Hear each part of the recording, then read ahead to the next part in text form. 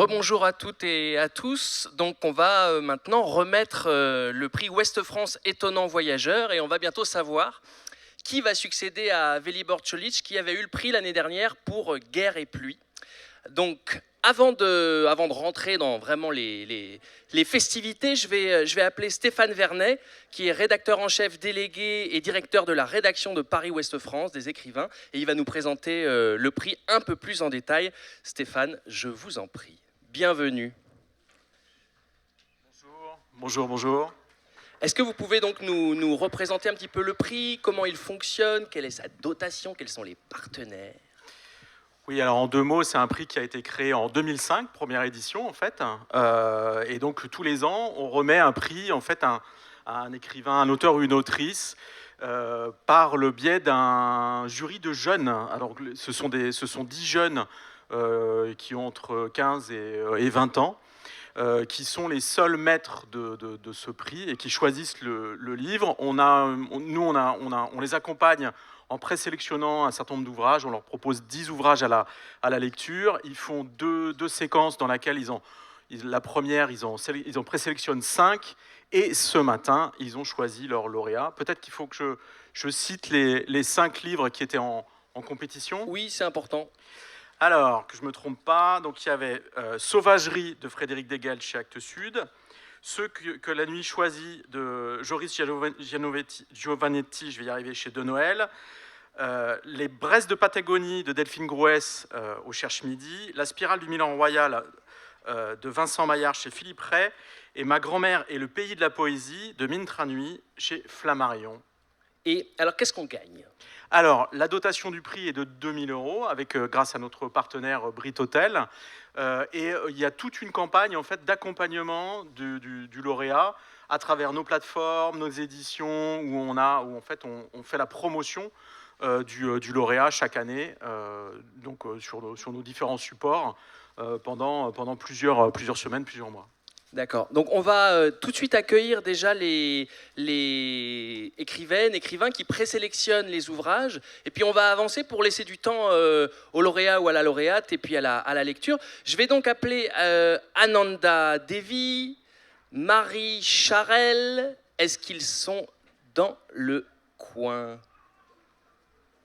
Oui, ils sont là. Ils nous entendent, voilà. Ils arrivent. Ananda Devi, sous vos applaudissements, chaleureux et... Marie Charel, qui était lauréate du prix en 2023, Yaya Bellaskri, Jean-Marie Blas de Robles, Carole Martinez, Samy Tchak. Il y a aussi Hervé Berthaud qui est excusé mais qui fait partie de ce jury. Jean-Michel Le Boulanger, président du Festival Étonnant Voyageur. Et également le comité d'organisation que je vais appeler Agathe Le Faucheur, Catherine Latarse et Francis Chariot. Merci pour eux.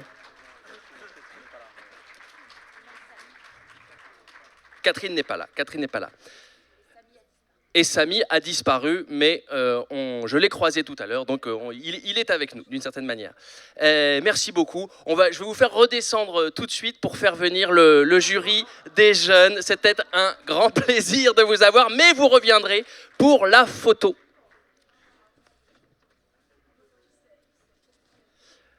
Et donc, on va accueillir le jury qui s'est réuni, déjà qui a lu, et on m'a dit que c'était parfois en période d'examen, donc ils ont entre 8 et 10 livres à lire, parfois en parallèle de leurs études, en période d'examen, et il ne suffit pas de les lire, il faut s'en faire une idée pour pouvoir le défendre après pendant les discussions qu'on imagine enflammées pour choisir le lauréat ou la lauréate. Donc, je vais donc appeler Lucille, Avril, Léonie, Lisa, Alana, Maïna, Lucie, Elina et à elle. Bienvenue.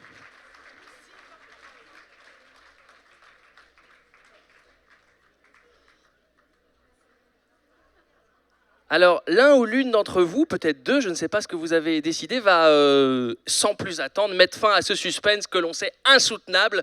Je vois des gens qui tapent des pieds discrètement pour avoir le résultat, pour nous donner le lauréat ou la lauréate. Qui s'y colle ?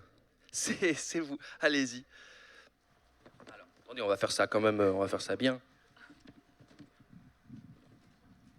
Il était resté réglé pour Velibor Čolić de l'année dernière, qui est effectivement un tout petit peu... La lauréate est Ma grand-mère et le pays de la poésie de Mintra Tanui. Mintra Nui, ma grand-mère et le pays de la poésie, qu'on peut accueillir.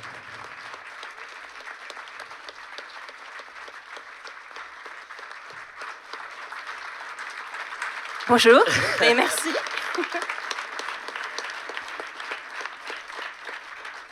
Mintra Nui, bravo. On imagine votre plaisir à recevoir ce prix. La tradition veut qu'il y ait un petit discours de la lauréate, donc je vous laisse dire un mot si vous le souhaitez. Et puis après, on aura le plaisir d'entendre un extrait de votre livre lu par Carole Martinez. Bonjour à tous. Je n'avais évidemment rien préparé en vue du fait que j'ai ou que j'ai pas le prix.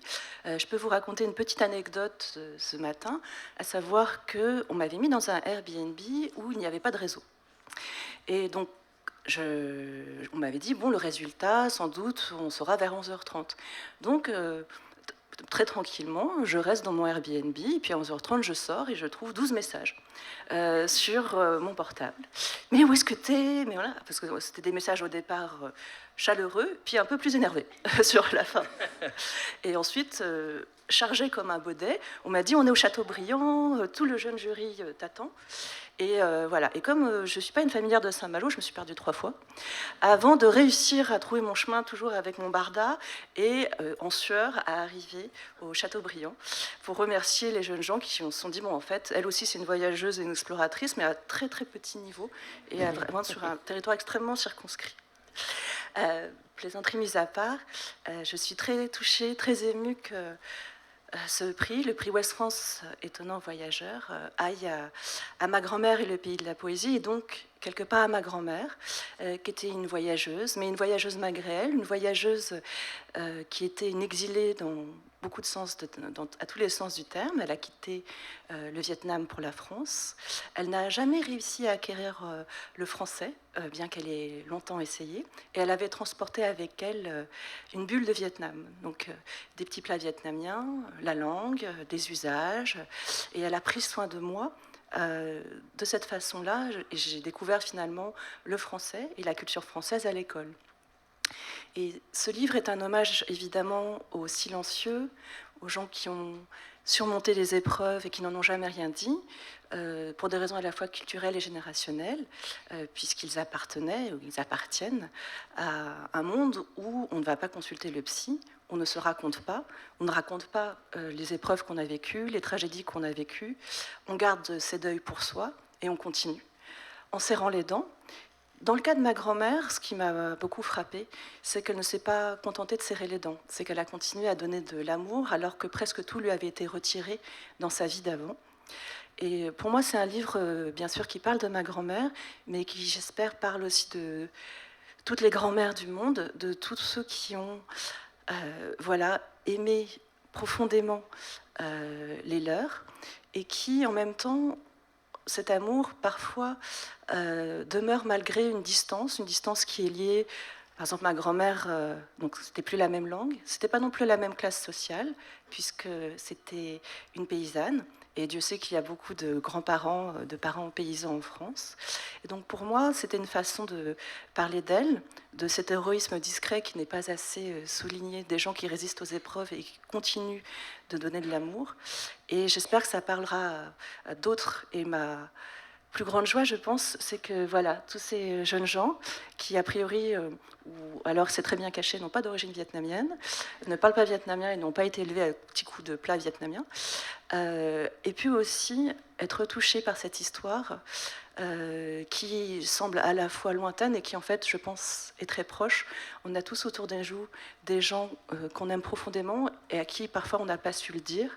On a tous autour de nous des héros ignorés, dont les vies ont semblé ordinaires, alors qu'en fait, elles étaient secrètement extraordinaires. Donc, encore merci à tout le jury et merci à Ouest France et à tout le festival.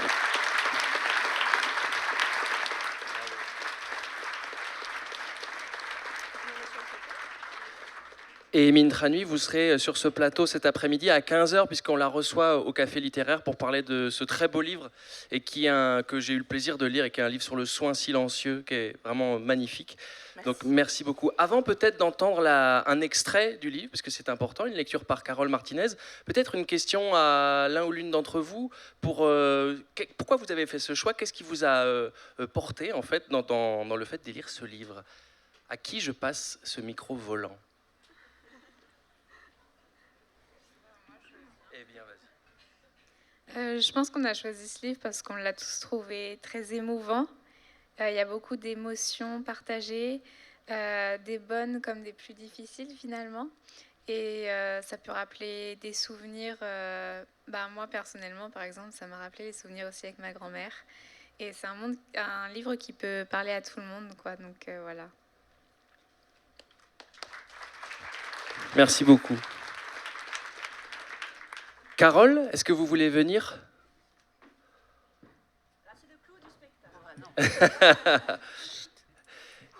Et on va vous régler le micro à la hauteur Merci beaucoup. parfaite. Ah, je suis un peu Vélibor.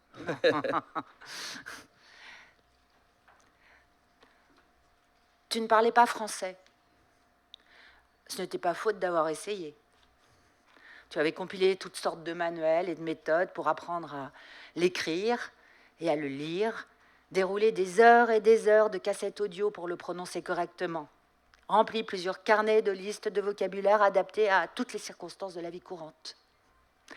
Tu avais peiné, longtemps, obstinément, mais bien que tu sois à même de saisir quelques propos au cours d'une conversation, tu n'étais jamais parvenu à faire tien cet idiome dans lequel nous baignons pourtant au quotidien. Le français de ton fils s'était modelé sur sa langue maternelle comme un masque d'argile. On l'entendait à son accent, à ses tournures, à sa syntaxe, à sa fusion entre le « u » et le « ou », ses « r » absents, son emploi presque systématique du présent. Ton français, à toi, n'existait pas.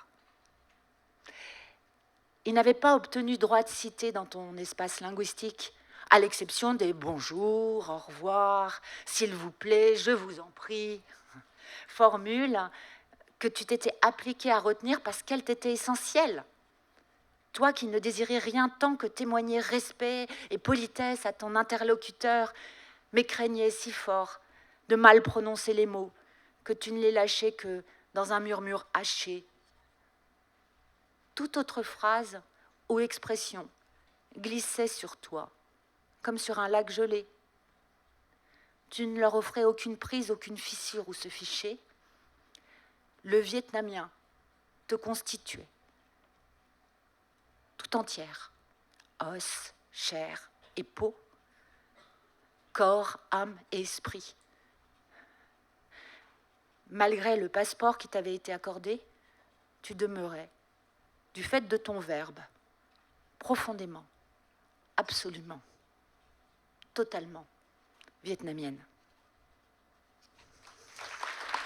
Merci beaucoup.